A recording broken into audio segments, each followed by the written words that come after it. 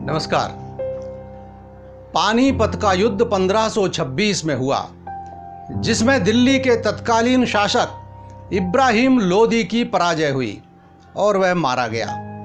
1527 में बाबर और राणा सांगा की भिड़ंत हुई।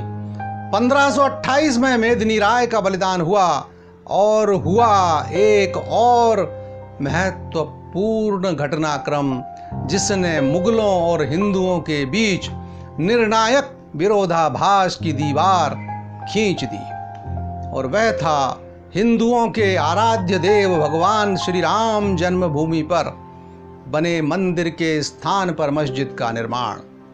खानवा के महासमर के बाद बाबर ने समझ लिया कि राजपूताने से पार पाना उसके बस में नहीं है, अतः उसने अपने परंपरागत शत्रु अफगानों पर ध्यान केंद्रित किया।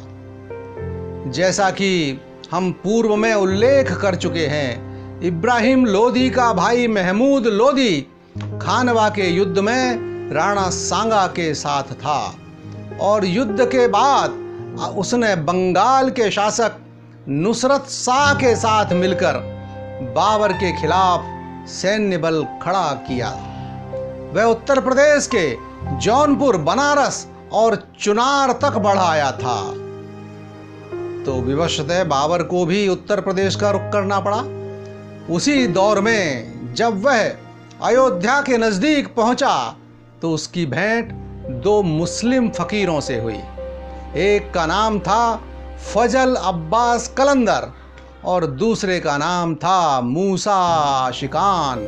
इन दोनों की प्रेरणा से उसने अपने सेनापति मीर बाकी को अयोध्या अभियान के लिए छोड़कर आगे की राह पकड़ी। इसके आगे का घटनाक्रम का बड़ा ही रोंगटे खड़े करने वाला वर्णन महात्मा बालक राम विनायक लिखित कनक भवन रहस्य और कनिंघम के लखनऊ गजेटियर और हैमिल्टन के बाराबंकी गजेटियर में मिलता है।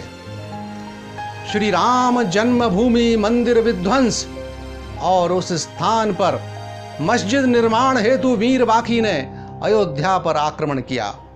भीति नरेश मेहताब सिंह, हंसवर नरेश रणविजय सिंह और उनके राजगुरु पंडित देवी दीन पांडे के नेतृत्व में 1,74,000 राम भक्तों की सेना ने उसका सामना किया। 17 दिनों तक घोर संग्राम होता रहा। यह संग्राम आत्मोत्सर्ग का अनुपम उदाहरण है। जब तक एक भी राम भक्त जीवित रहा, वह लड़ता रहा। तोपों की मार के सामने तीर तलवार आखिर कब तक ठहरते, सबके सब मारे गए। कवियों ने गाया, अनगिन बलिदानों की राखें कण कण में भरती चिंगारी, मन मंदिर में प्रतिपल गूंजे हे राम अक्षय नवधा भक्ति तिहारी। शोणित वर्णों में अंकित है उनके उज्जवल त्याग, सुनकर पढ़कर तड़पन राम भक्ति की भड़के भीतर आग। जन्मभूमि की खातिर जिनने किया प्राणों को अर्पण, बलिदान कहें या कहें उसे हम राम प्रभु का पूजन। कनिंघम ने लखनऊ गजेटियर के 66वें अंक के पृष्ठ 3 पर लिखा, 1,74,000 हिंदुओं की लाशें गिर जाने के बाद जन्मभूमि के चारों ओर तोपें लगाकर मंदिर को ध्वस्त किया गया। हैमिल्टन ने बाराबंकी गजेटियर में लिखा, हिंदुओं के खून का गारा बनाकर लखोरी ईंटों की नींव मस्जिद बनवाने के लिए दी गई। संघर्ष उसके बाद भी थमा नहीं। महाराज रणविजय सिंह के वीरगति पाने के बाद महारानी जयराज कुमारी ने 3,000 वीरांगनाओं की सेना तैयार की और लगातार हुमायूं के समय तक छापामार युद्ध जारी रखा। उनके गुरु महेश्वरानंद जी ने 25,000 राम भक्त सन्यासियों की सेना निर्मित की। यहां तक कि अंततः जन्मभूमि पर जयराज कुमारी जी का अधिकार भी हो गया। हुमायूं ने एक बार फिर शाही सेना भेजी, जिसके साथ संघर्ष करते हुए इन सभी महानायकों, महादेवियों और वीरांगनाओं ने अपना पावन बलिदान दिया। इसके बाद स्वामी बलरामचारी जी ने संघर्ष की बागडोर संभाली और जन्मभूमि के रक्षणार्थ 20 बार प्रयत्न किया।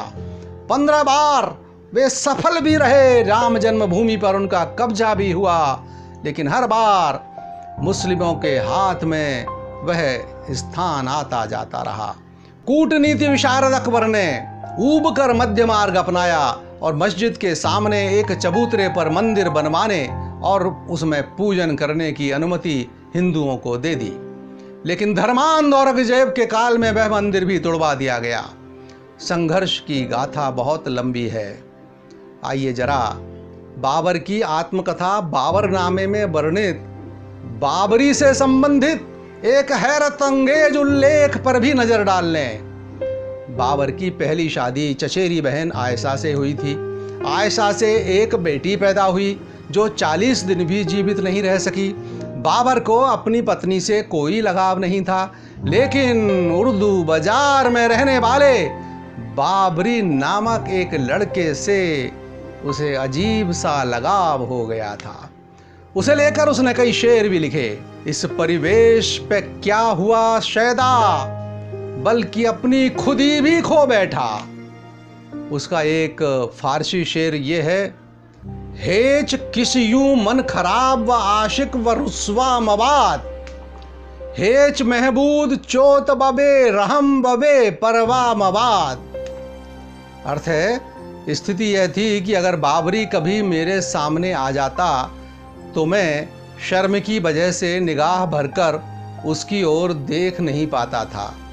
भले ही मैं उससे मिल सकूं और बात कर सकूं, बेचैन मन की ऐसी अवस्था थी कि उसके आने का शुक्रिया तक अदा नहीं कर सकता था, उसके न आने की शिकायत भी नहीं कर सकता था और जबरदस्ती बुलाने की हिम्मत भी नहीं थी।